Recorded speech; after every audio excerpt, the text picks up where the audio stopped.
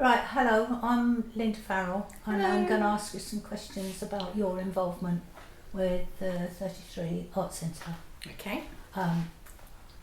First of all, it'd be nice to know some of your background, where you were born and... Well, I was born in St Albans, okay, and from a very early age I did a lot of ballet, probably till I was about 21 or something like that, and then I ballet, tap and modern. And then I used to do a little bit of drama with the Company of Eight it was mostly dance and stuff down at the Abbey Theatre, and then I did some pantomimes with my ballet school at the City Hall. And then I went to theatre and creative arts course after. What did I do before that? Oh no, I did that from school, yeah. And then I finished that, did a load of interviews for dance stuff, for London Contemporary Ballet Runway, that sort of malarkey, and didn't get very far with that. Anyway, and then I moved to Luton and I had to get a job. Worked in St Albans for a bit, got a job in Luton, and that's sort of my beginnings, really. Yeah. And I suppose when you got to Luton, you met some of the people from Luton and started doing more work around there that you hadn't done before. Yeah, I looked around and probably, I'm guessing I looked in the papers or something like that, and because there weren't computers then, and auditioned at the St George's Theatre for Alive and Free with that Honey Boy Williams wrote. Did that on the stage there, and which was, I've since found out that some of the people who I later met at the Arts Centre actually worked on that, which was quite interesting. And that was a musical. And then I asked around who ran the Arts Centre. Because I started to go to Spike's drama classes. I can't think what his last name is, but Spike's drama classes, and I went there probably once a week and we did some shows. I remember I was Ginger Rogers with a blue evening gown and a ginger wig that I actually think probably, I borrowed that off of somebody called Suzanne. But so we did that at a Christmas show. I can't exactly remember how that all went. And then I actually auditioned with you sitting on the sofa with long hair, that I remember very well. I don't know if you would remember that, but that was in the room that we did the dance classes in to start with upstairs. And I auditioned for a play. I cannot remember what it was, but I don't think I got the part for it.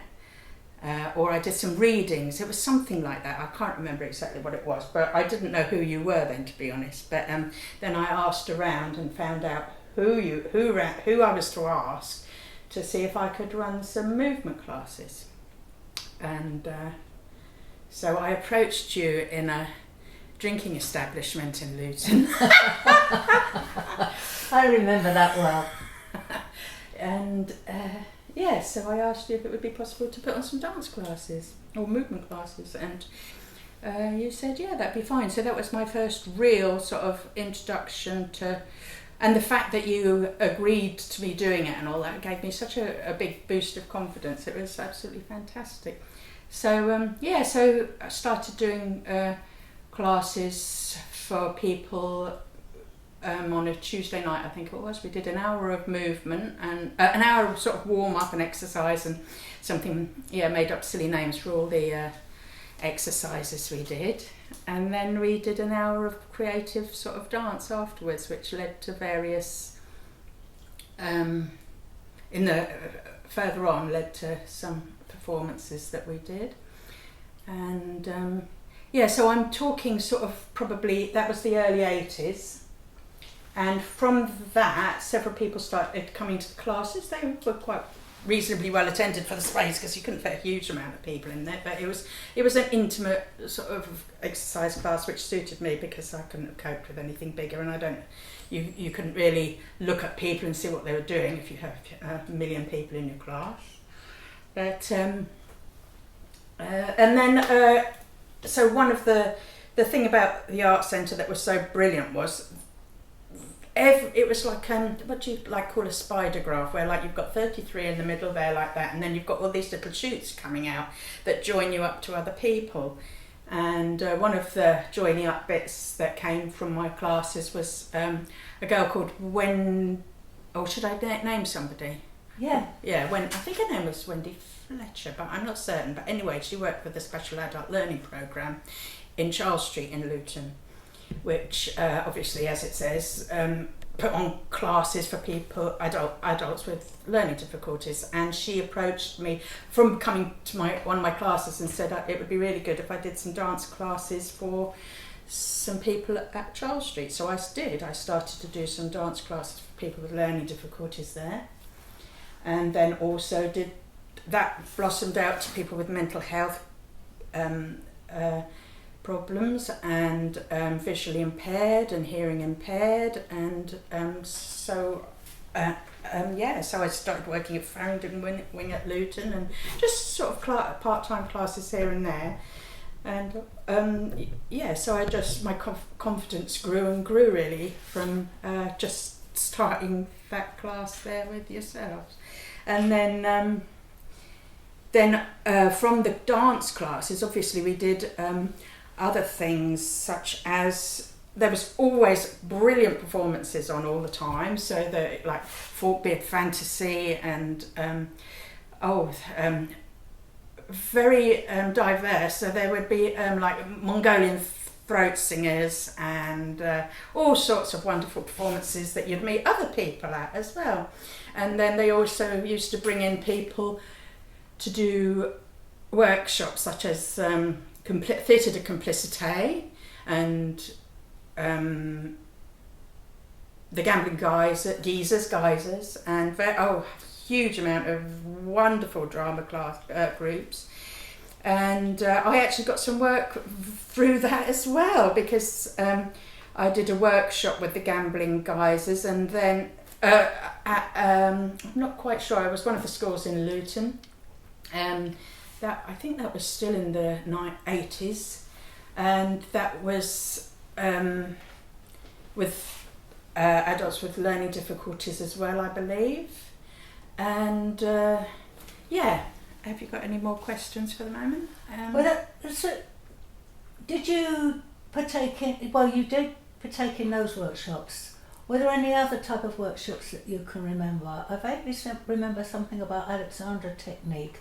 And different things like that one, yeah. That you did. Lots of different things that probably worked towards where your career finally went with all of that. So let me have a look at this paper, because date-wise I just forget what I've done. So so I did, because I kind of got my confidence really improved. I started to do some courses at Barnfield College as well, for exercise classes and reflexology and Indian head massages and all sorts of things like that. But along with the classes that I was doing at the art centre, it all kind of came together in sort of culminating in the fact that I wanted to, and obviously I did the workshops with Jasmine Pash, and she was like a dance therapist, and you sent your 33 sent me to a Straws course. I think it was a week long, and it had all sorts of workshops, but when the main one I was interested in was a creative sort of dance therapy workshop, and that was with Jasmine Pash and who else? Oh yeah, and then when I was pregnant, so that would be the first time I was 88. Did you got Bronwyn Geddes in to take over my classes, and from that, when I came back after being pregnant, and obviously the class that was going on, you got extempore, you had money to get extempore in, and so the class went on without me, but had all these wonderful things going on that I was very, very jealous of. And but anyway, so going back to let's go back to Bronwyn. So Bronwyn Geddes, she did some shows at the Art Centre as well, which were very avant-garde, let's say. But we got together, some of the members of the dance class and Bronwyn Geddes, we got together and formed, I suppose you'd say, a small dance company. And she wrote a unusual rendition, I don't know if that's the word, of Wuthering Heights, which we toured round, which was quite amazing. I know we went to Harlow, various places. I can't remember where that was toured, but And then another thing that we did from the dance classes that was to do with Elstow, really, the campaign for nuclear dumping in Bedford, the NIREX thing. I think the date was 1983 or 4. It was in between 83 to 86. I got a date of BBC 83, which we'll go with. But so the dance. So there was some, once again with this spider's web of wonderfulness, reached out to I think it was a ladies group in Elstow. I remember, I think it was Ginny or somebody like that, but she wrote the music for it. We went to Elstow and met up with this group there. Some of the people from our dance group met up with that ladies group, and or creative artists, I think they were, and she wrote the music for us, didn't she? Yeah. Which we performed at the Art Centre, and also performed at St George's the Library Theatre. Is that the correct name? Yes, St George's Theatre. I think there was somebody else on the bill at that time. We were absolutely delighted to be above the bloke out of what's his name? Do you know, I stands on one leg. Jethro Tull. I think it was Mick Abrahams. It was. Mick Abrahams was under us on the bill, which we were delighted. That's correct. Yeah. Yes. So. So there was that. Of course, all this time while all these sorts of things going on, there was the lovely Brian doing his martial arts. And he Brian Desir. Yeah, he was just before us in the room, wasn't he? So yeah. And very interesting sort of class he had there, and then you'd got all the wonderful film people. I mean, there's that the guy who's Danny Boyle. Not Danny Cannon. Danny Cannon, yeah, that's the one. Yeah. I don't know who Danny Boyle is. I can't think. My brain's gone funny. Danny Cannon. I mean, he had small. You used to, and this was the lovely thing. He used to go out in the evening. He'd do his little, he'd do silly films and sort of films that he'd made, and now he's sort of a great big name. And David Arnold as well. Yeah. All these people sort of were doing stuff there, and I've always said about, particularly you, is that you managed to, if you got a person who was talking to you, you managed to direct them you always got the best out of them, so you could see what their potential was, and you'd be able to say, why don't you, this is you'd say, why don't you do, and you do it to so many people, why don't you, you'd be really good at that, why don't you try doing that? And then, it's like myself, and then, the people would go and do that, and then they'd be marvellous at it, because you've got such a good I don't know what the word is, sort of ability to see that in a person. So anyway, what other bits and pieces were there? So let me just have a look at this. I remember the women's dance group that you spoke about, that we did a lot of shows with. Right. I remember calling that Wands. Oh yeah. So that was the Elstow thing. So that was women against nuclear dumping. Yes. But we used it for lots of shows. It was Women Are Nearly Dancers when we were doing Laurel and Hardy or something like that, and all different things that we wound round it with the women. Yeah, there. We just made it fit to whatever it was we would do. But one of the other things I remember about that show, although we were a women's dance group, if somebody came along who wanted to dance and there wasn't anything else, they would join. I remember a couple of men joining in and coming to the women's dance classes as well. Yeah, Tony. Really? Do you remember Tony? No. Oh yes, I do. No, I just vaguely. Yeah. That's it. Yeah, that's true. And we put on some wonderful Christmas shows. We used to keep tap dancing without any tap shoes and things like that. And we did a lovely Christmas show with Laurel and Hardy, didn't we? When we used to chain, because you didn't have wings, you'd have hooks on the wall at the sides, and we'd have all our costumes at the side, and we'd take a hat off or something and put a scarf on or what have you. I was going to say about Dermot as well. Dermot, about, because I'm not sure how it started exactly, but we did. I think it was advertised, because I think I've got the poster for it. Advertised for people who wanted to join in on a dance project that was going to be on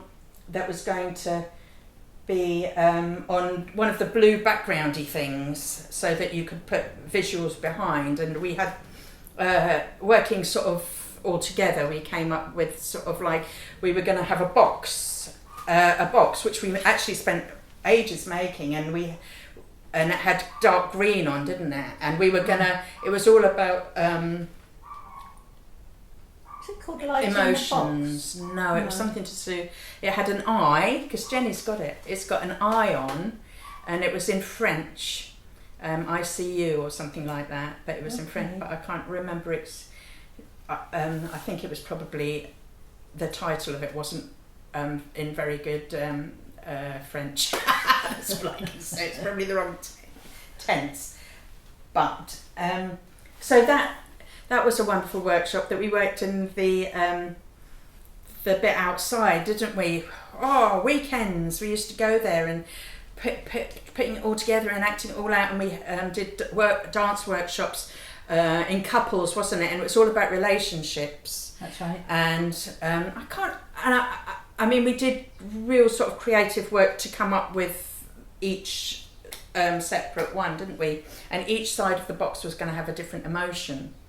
And then the box, and you'd walk in and out. But unfortunately, for whatever reason, I'm not quite sure why it never came together. But that was a beautiful idea, and I think there was possibly some money from Channel 4 or something like that going on, but it never came to fruition. I can't remember quite what happened there. But I think it was probably when Channel 4 did gave us some money to look at doing different films, looking around the country to do things, and I think that was something there. But unfortunately, that work has probably now got lost within Dermot's. Yeah, Jenny's got a copy. But Jenny has a copy. But it'll be on DVD. Or no, sorry, it'll be on the old video VHS. Thing. VHS. Yeah. If she's got a copy, it would be VHS and not U-matic. We must try and get that from her.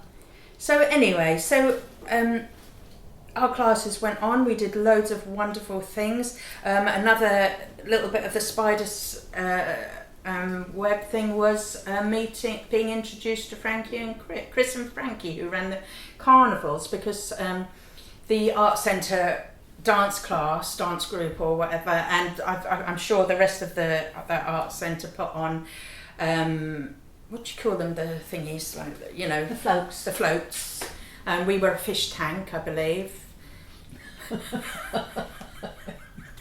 Fish behind you. Yeah, we were in a fish tank, so we just, I mean, it was quite beautifully put together, because we had I think Wendy Flawn and the beautiful artists that used to work alongside everybody used to help put stuff together, didn't they? And I don't know if Kai was in that, but I think Kai was in that, and I think Mel Davis was playing music on that float with us. And then the lovely Lillian, who's very sadly no longer with us, and Mary. And Maria, and Siobhan. Do you remember Siobhan? I think I know. Oh, Siobhan. yes, I do. Beautiful Siobhan. Yeah. Yes. Not that everyone was beautiful, because they were.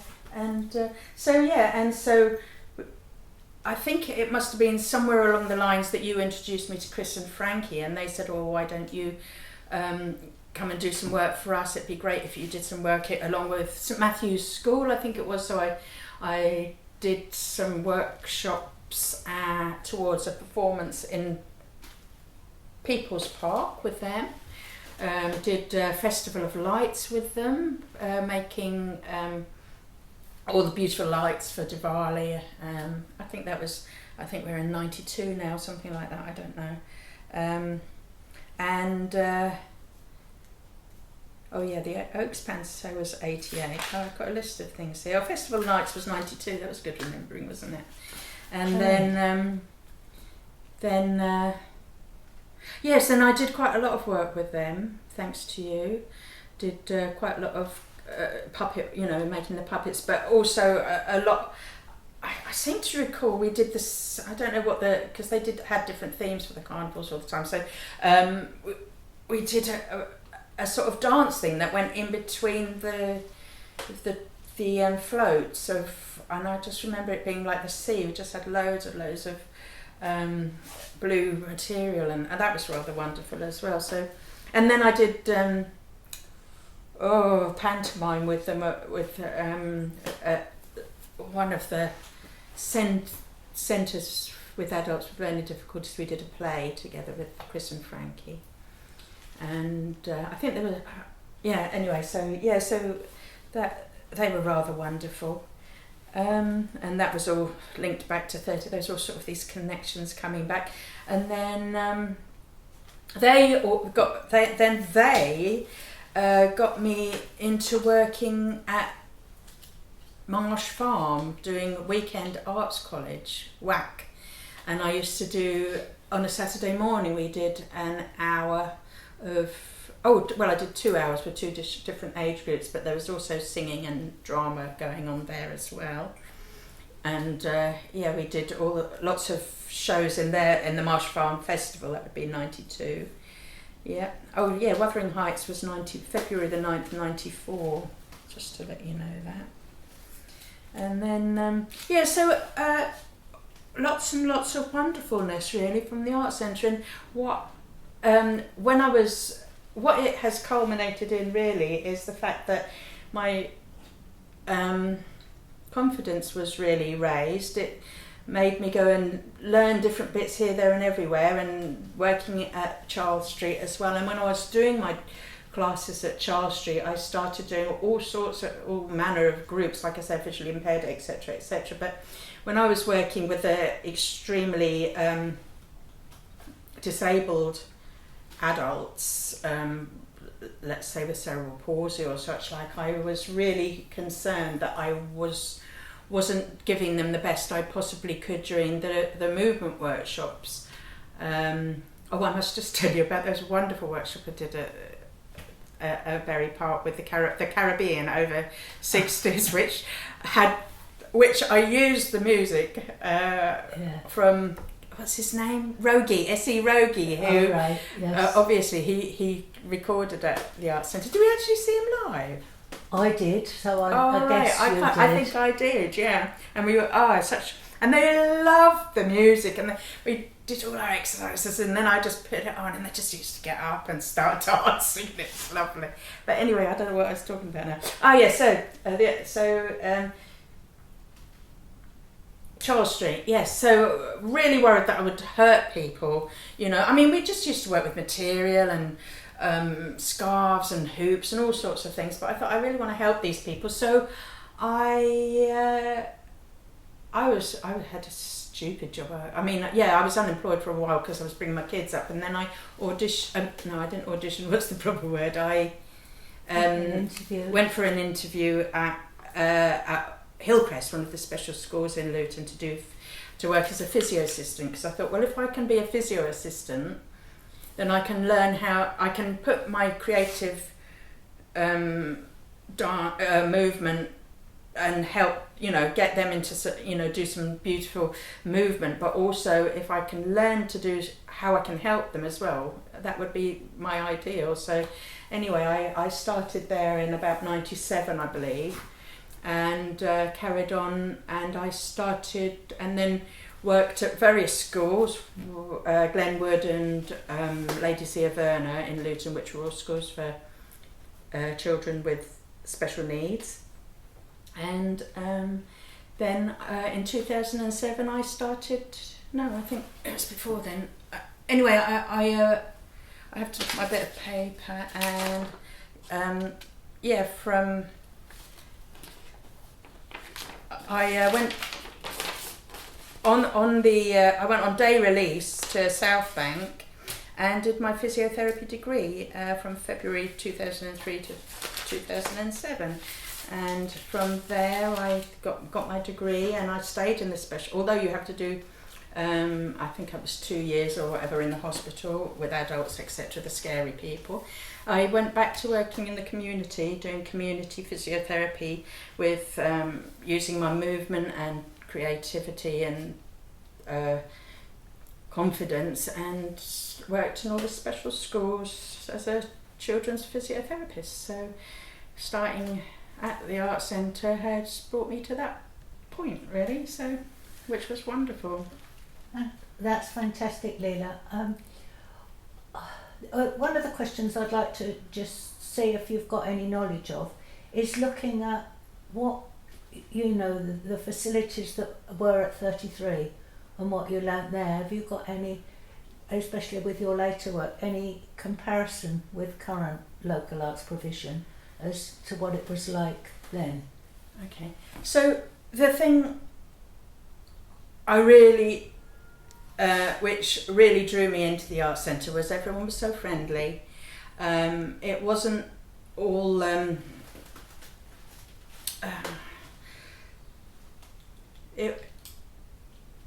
not very good at the words for this, so I can't quite work out how to explain this, but it wasn't regimented, nothing was too regimented, so it didn't scare me off.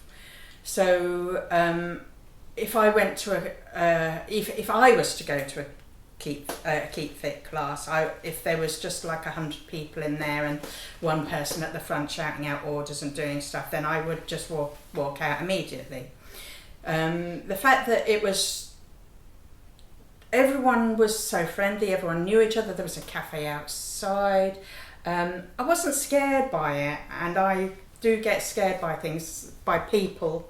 I get very intimidated by people. So the fact that I managed to go in there and do that was down to the fact of how relaxed but amazing the art centre was, because and at the moment, so yeah, I mean probably the thing that would be the nearest now that you could go to would possibly have been the Bear Club with its beautiful, wonderful music, which is in Luton, because it's a nice, relaxed atmosphere and it's brilliant, and they have great music, you know, like the art centre did. But the hat factory, when everything went into the hat factory, for a start there was a pillar in the middle of the floor so you couldn't see anything, which was a bit bizarre. So there was all these pillars that you had to peek around, but it was so different. I mean, it just wasn't the same. I mean, I wouldn't even be able to tell you who ran it for a start, so that goes to tell you, because I'm sitting here talking to you and I feel quite relaxed with you, but I wouldn't even be able to tell you who ran the hat factory. That I mean, I did go to a drumming salsa, you know, like the carnival workshop, drumming carnival workshop, but no, it just didn't have the same feeling about it at all, really. Yeah. It was like being in London, to sort of like the interesting wonderfulness with their lovely artwork, you know, in the cafe, and sort of like the wonderful food, and everything was just so interesting and colourful, and everybody was colourful and interesting, and, you know, I didn't feel I was going to get told off. Put it that way, that's probably what it comes down to. Okay. I don't think I've got anything else to ask you. There's thinking about how did you find out about the project. Well, it's obvious how you found out about the project, because we're close to each other, and yeah, I told you. Would you have found out about it in any other respect? Yeah, no, I saw it on Facebook anyway. You saw it on Facebook, well, that's good to know. Yeah. So. And you've also provided us with lots of photographs Yeah, and yeah, well, archive let's things hope which they- will come very useful. Good. And I don't know if there's any other questions anyone else here would like to ask, but No. I'd just like to. That was brilliant. Wonderful memories, and thanks, Leila. That Oh, was well, great. thank It's you. lovely. Fantastic. Cheers, love.